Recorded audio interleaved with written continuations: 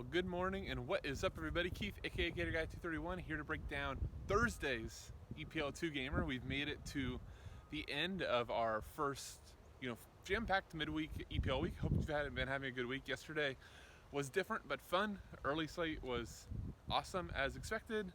Then late slate made a few mistakes, overvalued Benrahma, and paid the price. But today will be an interesting one, 2 gamer, where I think a lot of the ownership is going to be condensed to Jack Grealish and Bruno Fernandes, and for good reason. So I think, really how you're going to fill in your lineups after that is what is going to make, all the difference. So just a quick reminder before we get into games, bottom right of the screen, subscribe button, please hit that to support FSI and all we are doing. All right, so let's just jump right into it. So Villa is the first game.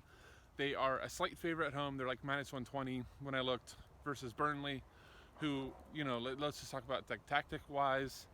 Burnley has no problem absorbing pressure, playing a little bit on the counter.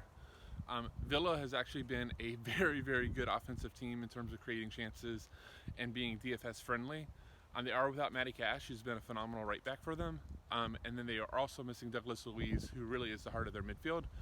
So we should probably see El Mohammadi at right back, who, for those that are new to DFS, El Mohammadi is awesome. So as much as it stinks to not have Matty Cash, I actually prefer it. Matty Cash was really expensive. El Mohammadi is sub 5K. He is a guy that loves to cross the ball, doesn't do a lot of defensive work, but is very, very offensive. So he's somebody I'll definitely be targeting. If it's not him, we'd even get an even more of a reprieve with Guy Bear, who was last year actually a really, really good right back for them for DFS. So, he would be almost a pure lock at, I think it's like 3,600. Left side, we'll see Target. I think he's probably a little bit expensive for the slate, but, in a Villa stack, I think it's fine. Luiz should likely be replaced by Connor Orahan. See if I said that right. But that'll be interesting. I wish Draftkings would have priced him a little bit more fairly at 8,500. He's likely going to be on a majority of set pieces. We might see Grealish still take a few. But I don't know. I don't think I can pay 8,500 for him for a deeper lying midfielder just because of sets on this slate. Grealish still has a better floor with or without sets. And I'm not going to pay Grealish or Bruno. So it's hard to see, how I would end up playing Arahan. Right wing is the other big thing for Villa that I'm going to be watching. We've seen Traore go in there and split some set pieces. He wasn't that great versus Wolves. Most of the predictions I'm seeing has El Ghazi, who made the PK when he came in. So we have PK upside with him. He's a very, very active right winger when he's in, and he's super cheap at 4,500. I think he would become the cash forward everybody flocks to if in. Ollie Watkins, GPP, Jack Grealish, obviously I already said, is so awesome. I don't need to go into Jack Grealish anymore. I just think he's, at this point, with or without set pieces, it doesn't really matter. You just plug him into your lineups and go. All right, so after those plays, let's kind of, sorry, my dog distracted me for a second. I think that I covered Villa. On the Burnley side of things, I think it's tough to really target too much. I think McNeil is fine for second forward. I think I'm a little more likely going to go to a United piece. I think, as a big favorite versus just a really, really terrible Sheffield United team, surprisingly terrible. I don't see just playing Bruno as how I want to go. I'm probably going to take a second forward spot on Rashford, probably Rashford, but I can get the argument, for Greenwood, Martial, Cavani, however they want to go. You're going to have to leave yourself some flexibility with that uncertainty up top. Rashford is the one guy we know will be in. But I say all that, look, Dwight McNeil from a cash perspective probably has a better floor than all of them. Again, it's just, like a lineup construction thing. Do you really want to go into the slate with just Bruno? And maybe if you play Alex Telles hoping he's in, then you drop down Luke Shaw. Is that enough United? Or do you want a little more upside? I lean that I want a little more upside, but I think it's both ways. So that's the McNeil thought. Chris Wood, Ashley Barnes, all those guys, whoever steps up top, GPP plays. I think for Showdown, Robbie Brady is fine. Goodmunson is still injured. Brownhill is shifting more to a central role, which is actually giving Brady, it used to be we didn't like playing Robbie Brady because he subbed out so early, and now he's looking more and more like he's going to play 90 minutes. Burnley just has no squad depth. If you look at their bench, there's just nobody that they want to play in those type of positions. So he's fine. Loughton's cheap, not like the most active fullback when it comes to offensive stats, but gets you some tackles and such. I'm never going to play Ashley Westwood in this type of spot. He's just very, very set reliant, so I doubt that'll be on him.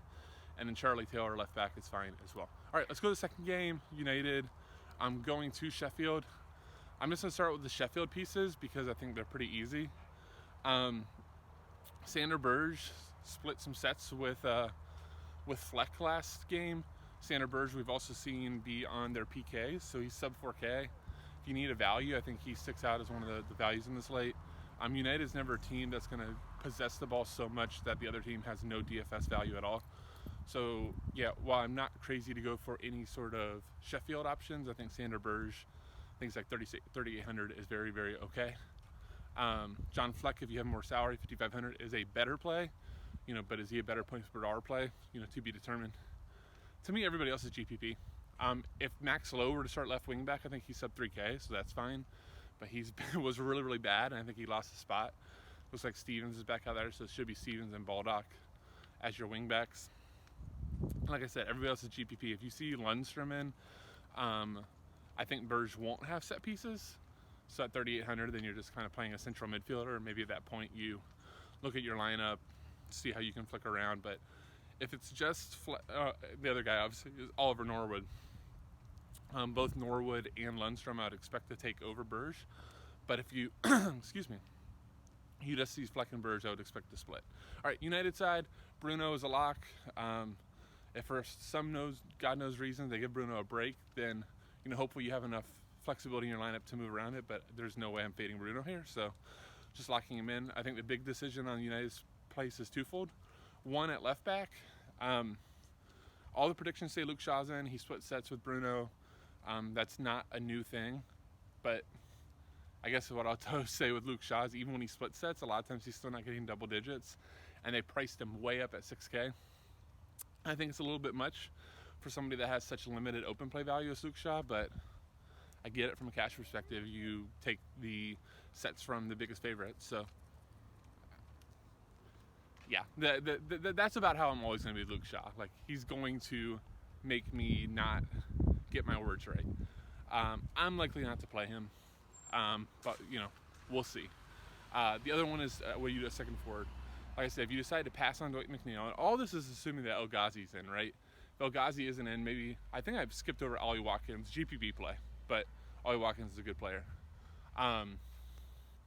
But we don't get El Ghazi, I think the slate really starts shaking up. Maybe you do have McNeil. But I think at second forward, I'm probably going to play Marcus Rashford. I do think, obviously, he's a great player. And while his floor does not equate to his price, his ceiling and his goal potential does. So he's my favorite of the United forwards. Maybe Cavani gets to start. I don't think Cavani ever has a great floor, but obviously can score. Martial at this point needs a goal badly for his own psyche. So all those guys are in play. Just understand with all of them, none of them are going to come in here with like 10 to 11 DK floor from crosses and fouls drawn and stuff. They're probably going to need a goal or assist to hit. And that's going to kind of depend on going to decide the slate. Trying to think if there's anything else from United I really want to talk about. Not particularly. I guess I'll just leave this with goalie. Goalie just continues to do whatever you want. I am much more inclined these days to pay down. I think we are just seeing over and over again the surprises in the EPL and the reality of these favorite goalies when they get stained. A lot of times they don't get enough shots or shot attempts to get enough saves to make up for it. So, like late yesterday, you play Hugo Lloris, who got 10 saves, even though he gave up 2, he still outscored. I think Sanchez got close to him with the clean sheet win, but I think Lloris was still the top scorer at the goalie position among the 2 slates. So again, and he was the cheapest. So goalie, just make your lineup, plug in the cheapest guy, If you have room to go up, great, do it. If you don't, then just plug the cheapest guy, and there's a good chance that it still may work out. All right, that's going to do it. Thank you guys so much for watching. Once again, Keith, aka Gator Guy 231. Good luck today, and with that, say see ya.